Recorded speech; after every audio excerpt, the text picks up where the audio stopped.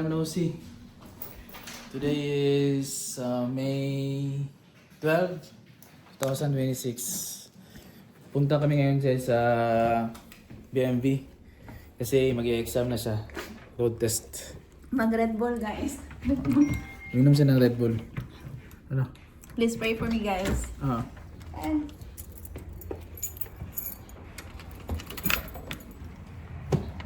Wala na nabilin.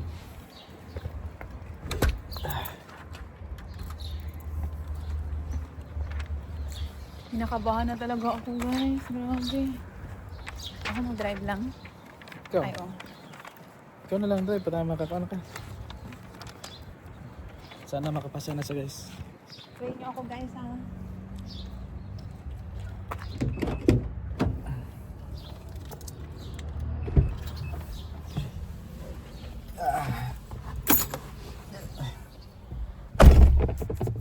Ay, grabe. Tagal na naka-vlog, hindi naka-vlog kasi medyo na busy na. Ini mausik. Busy na kasi. Busy na. Nag-start na mag-work si Crio. Tapos, ako straight din yung duty na ko. Halos wala na kaming energy mag-vlog. Susi. Ano? Okay. Kaya, ano. Tutulog ka lang, no? Okay, guys. Punta na kami ngayon doon sa BMB.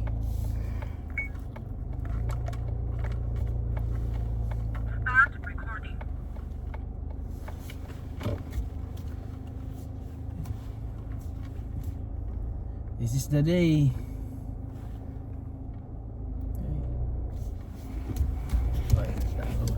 Init pa lang ang camera. Sa init.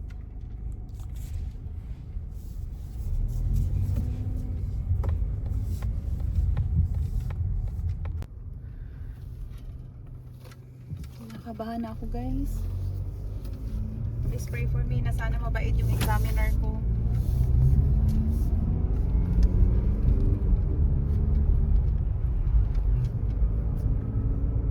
Buti na lang maganda ang weather today kasi very sunny. Kaya lang ang hangin sobrang lamig naman. Malamig yun. Nasa 35 degree lang, no? 10 degrees Celsius ngayon. Pero mukha lang siyang mainit.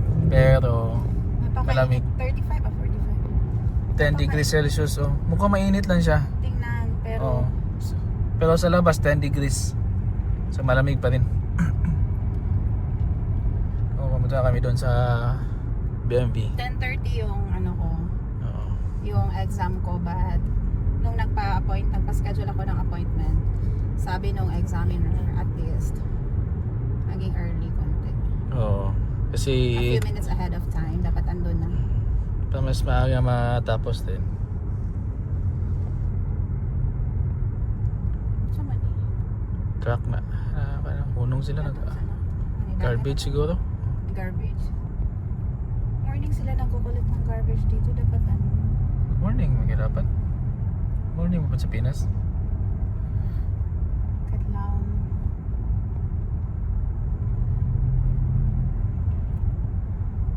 Guys. Heart rate ko ang taas. Bilis. See you later. Guys, nandito na kami sa BMB. Guys, andito na kami, guys. Kinakabahan talaga ako, guys. Kasi may mga ano pa din ako, mga minor mali pa din ako sa pagpunta namin dito. Yeah, kaya yan. Please pray for me, guys. Kurog na akong kamot, oh. Ano naman ko nihingani, diri mo eh. Alam siya na, ay makadrive dari. Muna yung Pinas na fixer lang. Ito ang BMB. BMB. Ang buhay ko lang, ba? Guys, papasok na kami guys. Sa BMB. Yes, kinakabahan ako, guys.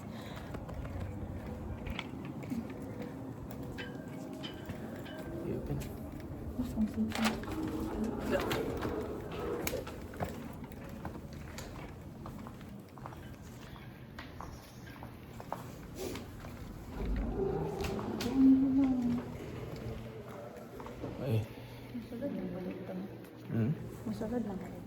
Dito lang, dito. Pakita ko papel.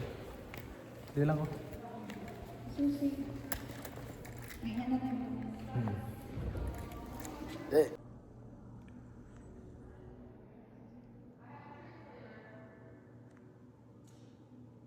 Yes, sine-check na yung sasakyan guys. Check na siya. Check na yung sasakyan. Ang examine na. Punta na siya sa exam sa maneuverability area guys.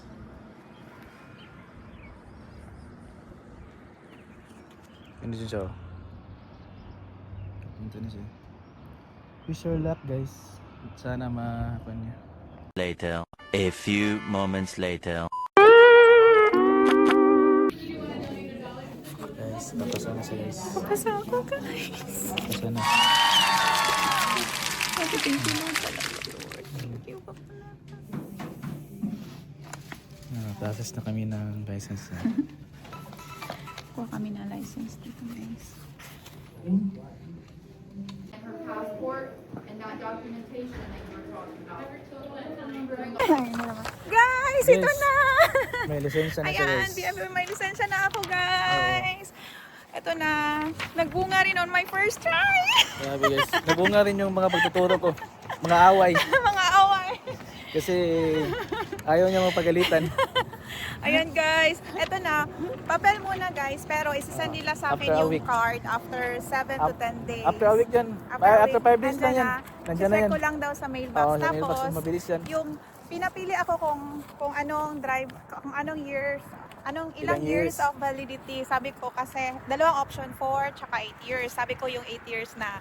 Tapos yung nilagay nila na type is compliant, meaning pwede ko siya magamit international yung Kung ID ko. ino-honor siya sa mga airport So, na ganyan. puntahan natin yun guys, yung maneuverability test kung saan ako nag-take kanina. Pakita ko sa inyo. Ikaw drive lang. Ikaw ako drive. Okay, nagkuhan pa ko, overwhelmed pa ko. Kaayot, charot. Ay, nakakaano talaga guys. Grabe, ang saya ko talaga. Grabe mo na pag-parking mo lang. Hiwi, gani kayo ni. Ano gani siya? Ano gani siya na? Ano lang, i-off, i-on din, i-on nilang kay ana siya. Is this working? Is this recording? Anak ko na yes. It is. Tapos ano siya na, bawal daw na. Mo to siya.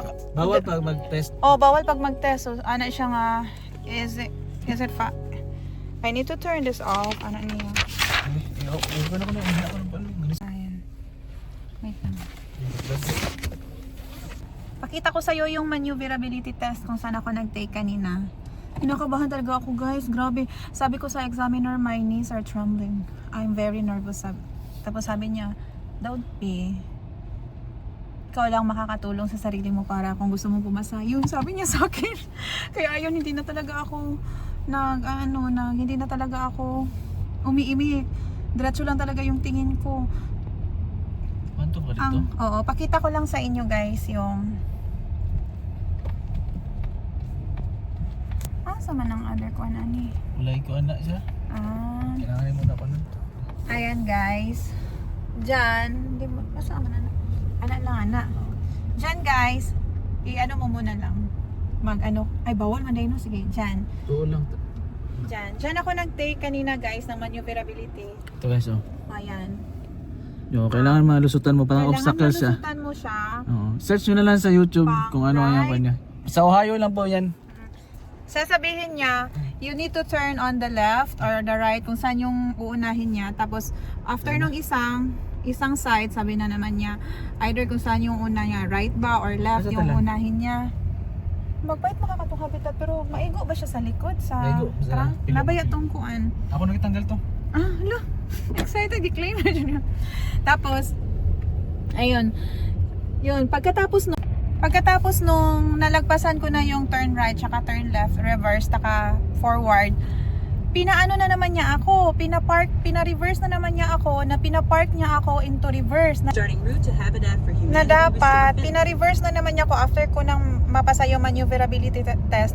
Kasi parang hindi siya, binigyan pa, ang sabi kasi ng asawa ko, siya yung una At nag-take. the stop sign. Take turn one left take onto one lang West din siya Main. guys. Ang galing 'di ba? Noong February lang no? O Oo, February after a month na nagka ano kami green card, nag-take na agad siya. Kasi sabi ng asawa ko, right tsaka left turn lang talaga gagawin. Kaya na-shock ako pagkatapos ko mag-right tsaka left. Pina-reverse na naman niya ako. Akala ko mag-go na kami, mag-move forward na kami para sa maneuverability test. Pero yun pala, pina-reverse na naman niya ako. Pina-reverse parking niya ako. Eh guys, hindi ako sanay na reverse parking. Puro paunahan lang yung alam ko. Kaya ayun, medyo kinakabahan ako. Ano ba ito? Parang hindi pa, parang hinahanapan ako ng mali or ano ba? Kasi bakit may pina-reverse ako? Pina-reverse ako tapos pina-reverse parking ako doon sa BMV Ohio na dapat daw, sabi niya, na yung unahan hood ng sasakyan ko naka-face siya sa building ng Ohio. Kaya ayun, ito naman, 'di ba? Ako kasi nagtatanong talaga ako. Kasi before ako nag-start ng sasakyan, nasa labas siya ng sasakyan. Nag-i-instruct siya sa akin na turn your signal light, nasa likod siya ng sasakyan. Turn right, tsaka left, tapos brake. Ayun.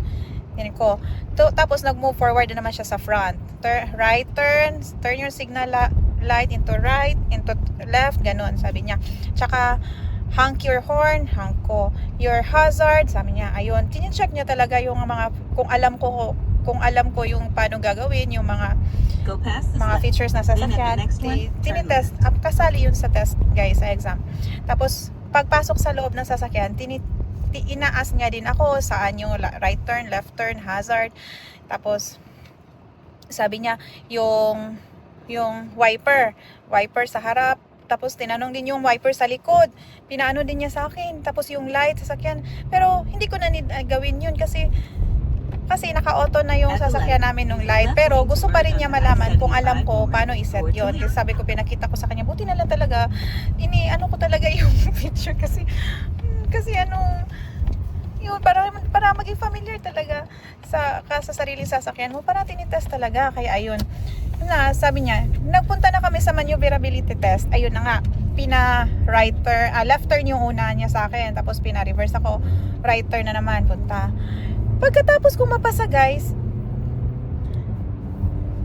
pina-reverse parking ako nasa likod.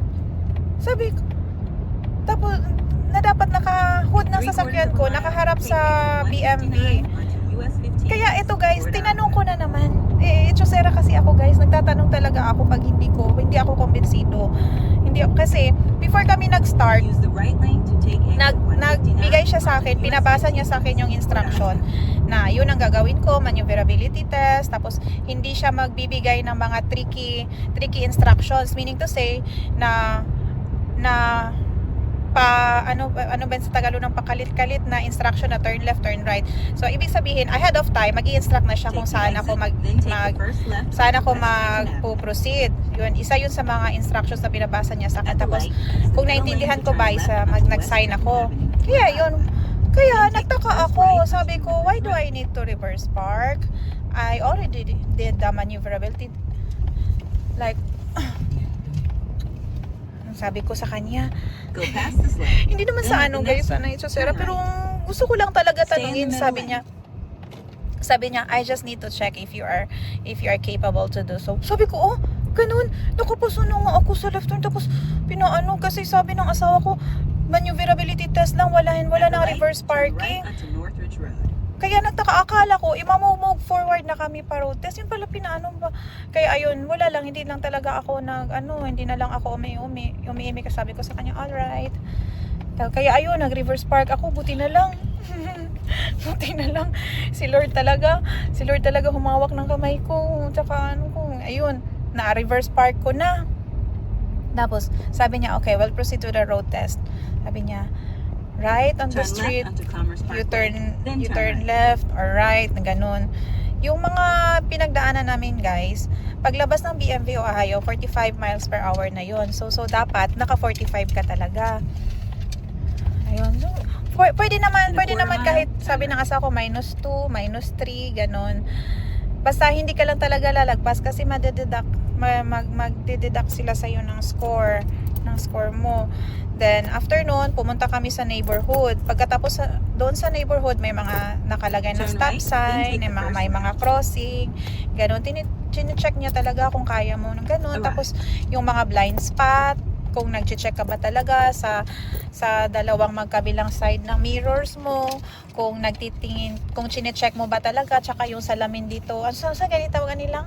Rear view Rear view mirror, kung nag-check ka ba talaga from time to time, hindi lang yung mata mo na sa unahan ng sasakyan, sa daan. Yun, isa yun sa mga tine-check niya sa akin. Eh, ayun. Medyo matagal-tagal din. Mga ilang minutes ka, mga yun lang. Hindi nga, wala ko na ako. Hindi mga umabot ba ng 30? Wala. Hindi naman daw umabot ng 30. Hindi ko na talaga mano guys kasi kinakabahan talaga ako. Ayun, sabi niya. Nagpunta din kami doon sa parang before expressway na may traffic light. Doon, nagpunta kami doon. Ano na ba yung cellphone? Balik ka malusot.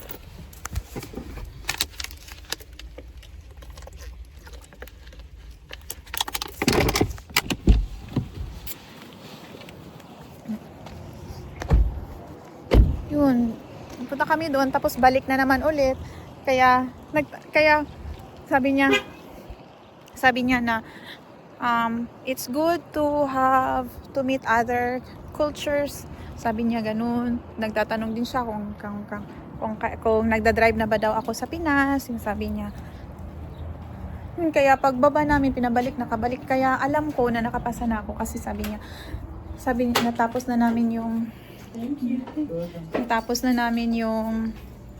yung sa road test sa highway tapos sa neighborhood, so alam ko na nakapasa ako. May idea na talaga ako na positive talaga, pero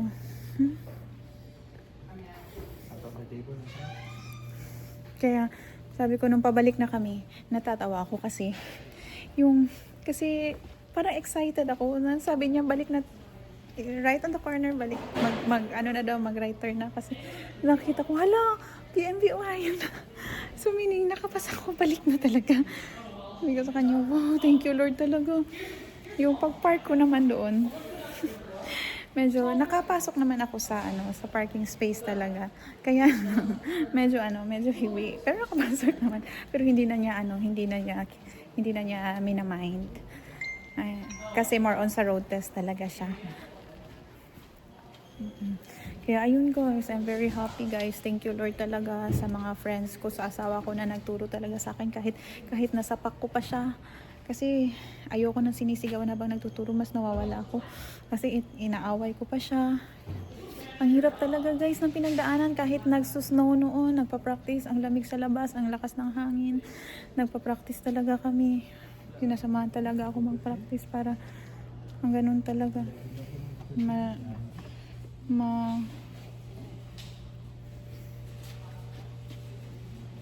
Maging familiar lang talaga sa chair.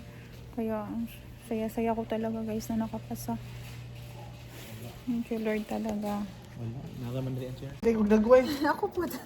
Guys, Guys, ang haba ng araw ngayon. Galing kami Asian Market. Ano ba? Bili kami gagawa kami ng chili garlic na Tapos, galing kami sa school ni Ellie. evaluation niya Evaluation. kanina. Tapos ano yung nangyari sa evaluation? Evaluation kasi si Ellie, kung hindi nyo alam, may si Ellie, special needs. May special needs siya. Tapos, Wala, wala. Nag-on-day siya. ina-evaluate si Ellie ng mga professionals dun, kaya na OT, speech therapist, Behavioral therapist, mga ganun ba? school psychologist, English special learning English teacher. special learning teacher. Oo, ganun. In-evaluate siya kung ano na yung kanya.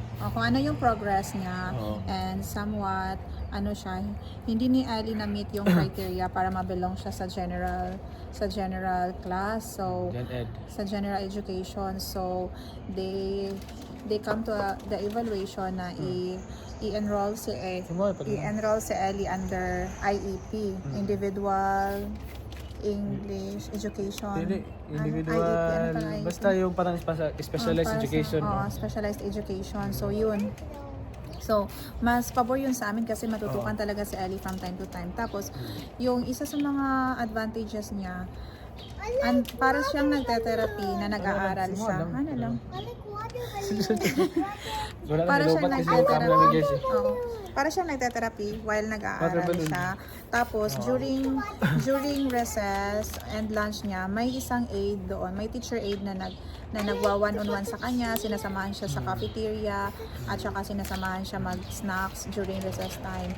So yun yung napaka-advantage. Oo, sulit yung tax. Oo, sulit na sulit talaga yung tax Kasi niya. di mo yan makukuha sa Pinas Sa yung Pinas. mga napoprovide ng education nila dito. Lalo na sa Sa mga bata na may special needs. special needs. So, ano yung IEP? Ano yung IEP na kadalasang therapy na ginagawa nila?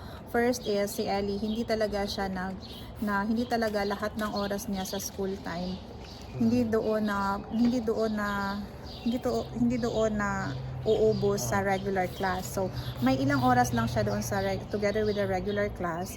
Pero after an hour, pupuntahan na naman siya doon ni behavioral Basta therapist. may focus sa ibang kan. Oo, after ng behavioral therapist, may focus na naman siya sa school psychologist niya. After nun, may klase na naman siya under sa yung IEP talaga, 'di ba lang?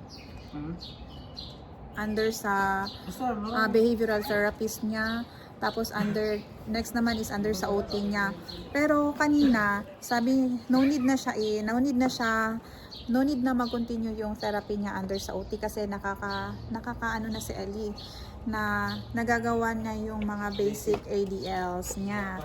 So like yung mga fine motor skills niya, nagkakat na siya, nagsusulat na siya on her own without difficulties.